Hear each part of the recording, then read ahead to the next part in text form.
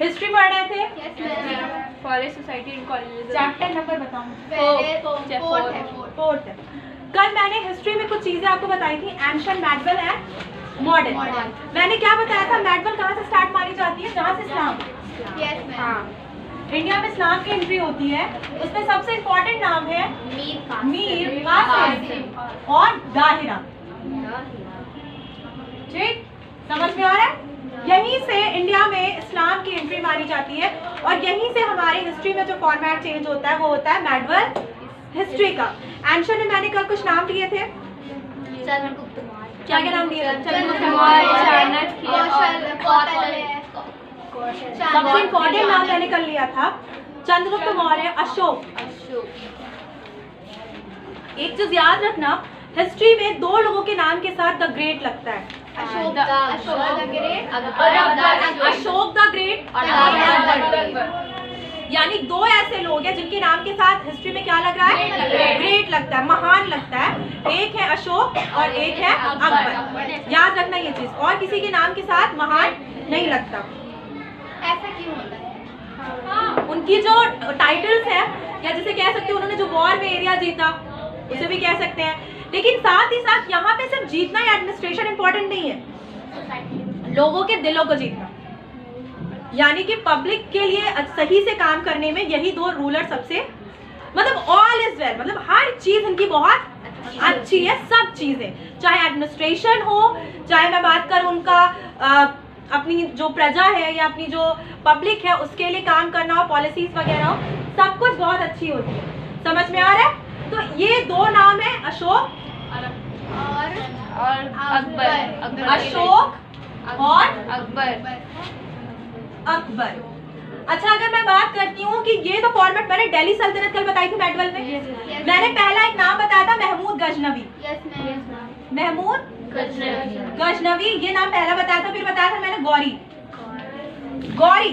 और पृथ्वीराज चौहान के बीच 2 वॉर होती है। कितनी वॉर होती है? 2 वॉर होती है, जिन्हें हम कहते हैं तराइन फर्स्ट, तराइन सेकेंड। तराइन एक जगह है जहाँ पे ये वॉर होती है, इसलिए इसे तराइन फर्स्ट एंड सेकेंड कहते हैं। तराइन फर्स्ट वॉर कब हुई है? 91, 92। फर्स्ट वाले में जो विनर है वो कौन है? पृथ्वीराज चौहान। कौन विनर है? पृथ्वीराज चौहान। और सेकेंड वाली में विनर कौन है? गौरी। सेकेंड में विनर कौन है? गौरी। मैंने जैसे कहा कि तराइन फर्स्ट में विनर कौन है? पृथ्वीराज चौहान। तराइन सेकेंड में विनर कौन है? गौरी। यहीं से गौरी ने जो तराइन सेकेंड वॉर लड़ी, यहीं से इसने जिसे कह सकते हो इंडिया में रूल अपना स्टार्ट करना शुरू कर दिया, यानी इसे काफी एरिया मिल चुका था तराइन सेकेंड को जीतने के बाद। क्योंकि पृथ्वीराज चौहान का जो पूरा का पूरा एरिया था वो राजस्थान, दिल्ली, काफी बड़ा उनका एरिया था, और जो किसने ले लिया है? गौरी ने ले लिया है। अब इसके बाद क्या मैं बात कर रही हूँ? पृथ्वीराज चौहान और गौरी के बाद गौरी का चीफ ऑफ आर्मी कौन है? गौरी का चीफ ऑफ आर्मी कौन है? गजनवी की तो डेथ हो गई बेटा, कल पढ़ाया था। कहाँ से पैदा हो जाएगा, दोबारा हो जाएगा? जो इंसान इसमें मर चुका है वो इस वॉर में कैसे शामिल हो सकता है?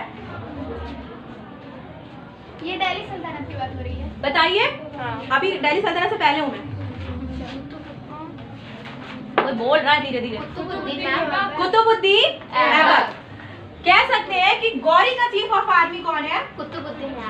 कुतुबुद्दीन ऐबक। ठीक है, कुतुबुद्दीन ऐबक। अब ये यहाँ पे इसकी एंट्री होती है 1206 में। 1206 में देखो, ये कुतुबुद्दीन ऐबक जो रहता है ये गौरी का गुलाम भी रहता है और चीफ ऑफ आर्मी भी रहता है। यहीं से ये वर्ड पकड़ता है स्लेव डायनेस्टी। स्लेव का मतलब है गुलाम। ठीक है, तो यहीं से स्टार्ट होती है स्लेव डायनेस्टी। मैंने बताया था कितनी डायनेस्टीज हैं? 5 है। कितनी डायनेस्टीज हैं? टोटल 5 डायनेस्टीज हैं। पहली dynasty slave dynasty, slave dynasty, Khilji dynasty, Tughlaq Syed, second Khilji dynasty, Khilji, Tughlaq Syed, उसके बाद तुगलक, सैयद लोधी, सैयद लोधी, लोधी। कितनी डायनेस्टीज हो गई? 5। टाइम पीरियड क्या रहा है इनका? 1206 से 1526। 1526। 1526 में एक नाम आता है बाबर, जो कौन, यहाँ से क्या स्टार्ट हो जाता है? मुगल एम्पायर इंडिया में स्टार्ट हो जाता है 1526 से।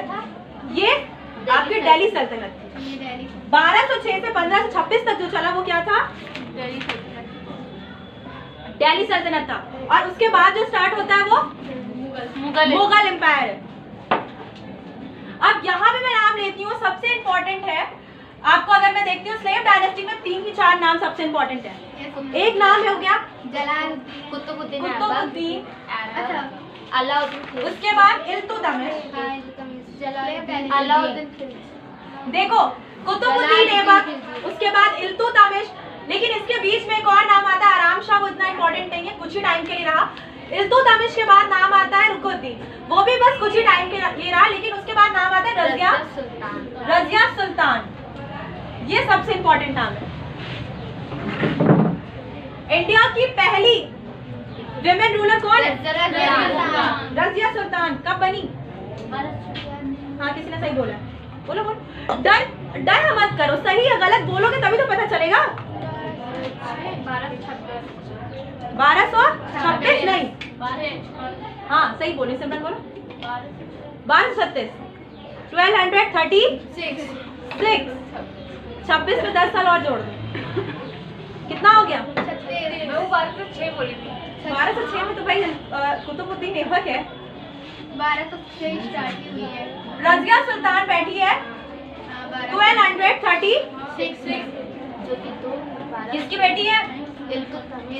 इल्तुतमिश की। तो मैम ये रुकुद्दीन और रुकुद्दीन इसका भाई था। देखो इल्तुतमिश ने 40 कितने 40 तुर्क सरदारों का एक संगठन जिसे कह सकते हो, एक ऑर्गेनाइजेशन बनाई जिसे नाम दिया तुर्काने चहलगानी। नोट कर लीजिए, तुर्काने चहलगानी। 40 क्या बनाया था? तुर्काने चहलगानी। कितने इसमें थे? क्या? 40 तुर्क सरदार अमीर, जिसे हम आज की कह सकते हैं एक तरह की कैबिनेट मिनिस्टर्स। जैसे आज प्राइम मिनिस्टर की हेल्प करने के लिए कैबिनेट मिनिस्टर्स होते हैं, उस टाइम पे इल्तुतमिश ने एक ऑर्गेनाइजेशन बनाई थी जिसका नाम उसने क्या बोला था? तुर्काने चहलगानी, जिसमें कितने अमीर थे? 40। यानी जिसको वो कह सकते हैं कि जो तुर्कों के हेड थे उनको 40 को इसमें शामिल किया गया था। इनका क्या काम होता था? ये इल्तुतमिश को जो भी उस टाइम पे काम हो रहे थे या पॉलिसीज आ रही थी या पब्लिक का क्या इफेक्ट है, क्या प्रभाव है किसके ऊपर, इल्तुतमिश के ऊपर, ये सब चीजों की इंफॉर्मेशन किसको दे रहे थे?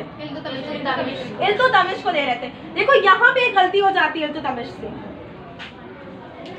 बहुत ज्यादा पावर वो इनको दे देता है। किसको? तुर्काने चहलगानी को वो बहुत ज्यादा पावर दे देता है। राजा की एक सबसे बड़ी सोच ये होनी चाहिए कि उसको अपने हाथ में सारा पावर रखना चाहिए। अगर उसे एक लंबे टाइम तक क्या करना है? रूल करना है, तो सारा पावर किसके हाथ में होना चाहिए? क्योंकि जब जब पावर बटे हैं या जब जब पावर दूसरों को मिले हैं, राजा की कुर्सी गई है। ये हिस्ट्री का है। तो फर्स्ट ऑफ ऑल जैसे उसने क्या किया, इल्तुतमिश ने ज्यादातर पावर तुर्काने चहलगानी को दे दिया। अब तुर्काने चहलगानी कहीं ना कहीं डिसीजन लेने लगा कि नेक्स्ट रूलर कौन होगा। तो यहाँ पे उसने मैंने कहा इल्तुतमिश की जो एक वसीयत थी उसके अकॉर्डिंग उसने कहा था कि जो नेक्स्ट रूलर होगी उसकी बेटी होगी कौन? रजिया सुल्तान। लेकिन यहाँ पे मैटर क्या आ गया? अगर कोई किसी भी पोस्ट के लिए काबिल है तो क्या इसलिए उसको ये पोस्ट नहीं मिलनी चाहिए क्योंकि वो क्या है? लड़की है। एक लड़की है। उस टाइम तक ऐसा कहीं नहीं हुआ था कि कोई लड़की पूरी की पूरी, आप छोटे मोटी पोस्ट पे उसको रख सकते हो वो अलग बात है, लेकिन यहाँ पे पूरा का पूरा पावर किसके हाथ में आ रहा था? एक लड़की के हाथ में आ रहा था। देखो यहाँ पे तुर्काने चहलगानी ने जो दिमाग लगाया रजिया को पोस्ट देने के लिए, गद्दी देने के लिए, बहुत से इतिहासकार लिखते हैं, जो हिस्ट्री लिखते हैं वो बताते हैं कि उनके दिमाग में ये फॉर्मेट था कि हम किसको बैठा रहे हैं? एक औरत को बैठा रहे हैं, हम जो कहेंगे वो करेगी और वो मानेगी। लेकिन यहाँ पे सारा मैटर उल्टा हो गया, क्योंकि देखो पावर जिसके भी हाथ में आता है वो किसी का सुनता है, वो किसी का नहीं सुनता, चाहे वो विमेन हो चाहे मैन हो। तो और औरतों के लिए तो और चीज कही जाती है कि उनके पास लॉजिकली है कि ब्रेन बहुत तेज होता है और बहुत तेज चलता भी है, वो अलग बात है। एरिस्टोटल कौन था पता है किसी को? उनकी एक थ्योरी थी कि औरतों का दिमाग कम होता है। सोक्रेटिस के स्टूडेंट का क्या नाम था? प्लेटो के स्टूडेंट का नाम था अरिस्टो, जिन्हें हम एरिस्टोटल भी कहते हैं। अरिस्टो ने क्या कहा था कि फीमेल्स यानी औरतों के जो दिमाग होते हैं वो मेल के अकॉर्डिंग, उन्होंने क्या लॉजिक लगाया था कि जो दांत हैं, जो दांतों के नंबर्स हैं उसके अकॉर्डिंग उन्होंने लॉजिक लगाया था कि औरतों के दांत कम है इसलिए उनके दिमाग कम है। ये उनका लॉजिक था, जिसको गलत साबित करने में 1600 साल लग गए कि भाई औरतों के दिमाग भी उतनी है जितना आदमियों के पास दिमाग है। जब मेल और फीमेल इक्वल है ब्रेन में भी, और अगर मैं बात करती हूँ क्वालिफिकेशन एजुकेशन, उनको अगर अपॉर्चुनिटी मिलती है तो और आगे जाती है। अगर कोई लड़के का दांत ही नहीं है तो क्या करेगा? दिमाग ही नहीं है बेचारे। तो यहाँ भी बोलती हूँ कि तुर्कानी चहलगानी ने इसलिए इल्तुतमिश की बेटी रजिया सुल्तान को गद्दी पे बैठाया क्योंकि उनके दिमाग में ये चल रहा था कि एक औरत है, एक फीमेल है, जैसे मैं जो चाहूंगी वो वैसे ही करेगी, उसका कोई अपना आर्गुमेंट नहीं होगा। लेकिन यहाँ पे सारा मैटर उल्टा हो गया। जैसे ही रजिया गद्दी पर बैठती है वो तुर्कानी चहलगानी की सुनना बंद कर देती है, वो इनकी कोई भी बातों पर भरोसा नहीं करती और ना इनकी बातों को वो मानती है। अब यहाँ पे तो कि हमने जिसको पावर दिया वो हमारे अगेंस्ट जा रहा है, तो यहाँ पे एक बहुत बड़ी उसके खिलाफ जिसे कह सकते हो साजिश होती है और 1240 में उसकी मर्डर उसका करवा दिया। 4 साल, बहुत ज्यादा नहीं, लेकिन ये 4 साल रजिया ने ये साबित कर दिया था कि 4 साल के अंदर, बहुत ज्यादा इसका बहुत लंबा टाइम नहीं रहा है, 1236 से 1240 के बीच में रहा है, पहली विमेन रूलर रही है रजिया। इसने ये साबित कर दिया कि जो काम इतने सालों में कौन नहीं कर पाया, क्या किया था मैम रजिया? जैसे इंदिरा गांधी के लिए कहा जाता है, बांग्ला बना दिया। क्या कहा जाता है? 1971 में डॉक्टर ने क्या कहा? मुबारक हो बांग्लादेश हुआ है। मैम डॉक्टर ही नहीं बताया था कि हाँ, मैं ये मजाक के थ्रू बोल रही हूँ। एक्चुअल में 1971 में बांग्लादेश पाकिस्तान से अलग हुआ। ये जो आज जिसे हम बांग्लादेश कहते हैं ये क्या था? ये पाकिस्तान था। और कोई जैसे आज हमारे प्राइम मिनिस्टर कहते हैं मैं पाकिस्तान के टुकड़े टुकड़े कर दूंगा, 1971 में इंदिरा ने करके दिखा दिया। जो हमारे प्राइम मिनिस्टर कहते हैं पाकिस्तान के टुकड़े कर दूंगा, ये 1971 में एक औरत ने, इंदिरा गांधी ने इसको करके दिखा दिया। इसका सीधा सा मतलब है कि पॉलिटिक्स और एडमिनिस्ट्रेशन में क्या काम करती है? ब्रेन। क्या चीज सबसे इम्पोर्टेंट होती है? दुनिया में सबसे इम्पोर्टेंट क्या है? ये दिमाग बड़ी से बड़ी वॉर रुकवा भी सकता है और ये दिमाग बड़ी से बड़ी वॉर करवा भी सकता है। तो यहाँ पे ब्रेन इंपॉर्टेंट है और पॉलिटिक्स और एडमिनिस्ट्रेशन में खुद तो लड़ना नहीं होता है ना, क्या करना है आपको? मैम रजिया सुल्तान ने ऐसा क्या पॉलिसीज कर। देखो रजिया ने 4 साल में पब्लिक के लिए बहुत ज्यादा काम किया, जिसे कह सकते हो उसने ऐसी ऐसी पॉलिसीज बनाई जो इल्तुतमिश ने सोचा था जिन चीजों को लेके, रजिया ने उसको जमीन पे करके दिखा दिया। कितने साल? 4 साल। ये टाइम उसका सिर्फ 4 साल है। अगर वो 4 साल से ज्यादा रहती तो वो बहुत कुछ कर सकती थी। लेकिन यहाँ पे प्रॉब्लम ये थी कि उसका देखो हर की कोई ना कोई वीकनेस होती है, कोई ना कोई कमजोरी होती है। रजिया की भी एक बहुत बड़ी कमजोरी थी, लेकिन उस कमजोरी को बहुत से हिस्टोरिकल जो हिस्ट्री लिखते हैं उनकी एक अलग सोच थी कि वो थोड़ी इमोशनल थी और कहते हैं कि अगर आप पॉलिटिक्स में हैं या आप किसी भी पोस्ट पे हैं तो आपको इमोशनल, क्योंकि आपकी प्रोफेशनल और पर्सनल लाइफ 2 अलग अलग चीजें होती हैं, आपको दोनों को कभी मिक्स नहीं करना चाहिए। रजिया ने यहाँ पे एक बड़ी बेवकूफ़ी कर दी, उसने पर्सनल और प्रोफेशनल को मिक्स कर दिया और यहाँ पे उससे एक मिस्टेक हो गई। उस मिस्टेक को मैं एक बार डिस्कस कर चुकी हूँ, आज मुझे नहीं लगता करना चाहिए। तो 1236 से 40 के बीच में उसका टाइम रहा, बहुत ज़्यादा नहीं रहा, 4 साल रहा। इन 4 सालों में उसने हिजाब या जो औरतें पर्दा करती थी इन सब चीज़ों को उसने खत्म कर दिया अपने पर से। और जो उस टाइम पे चोगा पहन के आदमी आते थे दरबार में, वो पहन के वो आती थी और वो सर पे ताज लगाती थी जैसे आदमी लगाते थे, यानी उसके जो फादर थे तो तमिल जैसे लगाते थे। रजिया के बाद बहुत से नाम आते हैं, उसका भाई बैठता है बहराम शाह, बहराम शाह के बाद भी बहुत से नाम आते हैं, लेकिन सबसे इम्पोर्टेंट नाम आता है बलबन।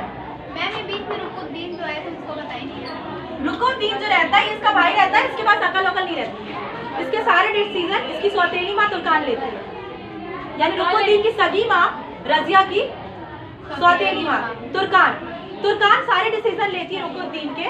तो रुकुद्दीन यहाँ पे रूल नहीं कर पाता, 8-9 महीने के लिए बनता है, उसके बाद फिर से जिसे कह सकते हो जो इल्तुतमिश की वसीयत रहती है उसके अकॉर्डिंग रजिया गद्दी पर बैठ जाती है। वो 4 साल तक रूल करती है, वो एक अलग मैटर है कि वो 4 साल के बाद उसकी डेथ हो जाती है। यहाँ पे बात करें बलबन रजिया के बाद वो खत्म हो गई थी वो डायरेक्ट। नहीं, रजिया के बाद मैंने बोला ना बलबन के बाद कोई भी अच्छा रूलर स्लेव डायनेस्टी में नहीं बचता। और 1290 में स्लेव डायनेस्टी क्या हो जाती है, खत्म हो जाती है और एक नई डायनेस्टी स्टार्ट होती है जिसका नाम है खिलजी। क्या नाम है इसका? खिलजी। अफगानिस्तान में खिलजी नाम की एक जगह है, क्या नाम है उसका? खल्ज का मतलब होता है वो एरिया जहाँ पे बहुत गर्मी होती है, तो वहां से आने वालों को कहा गया खिलजी।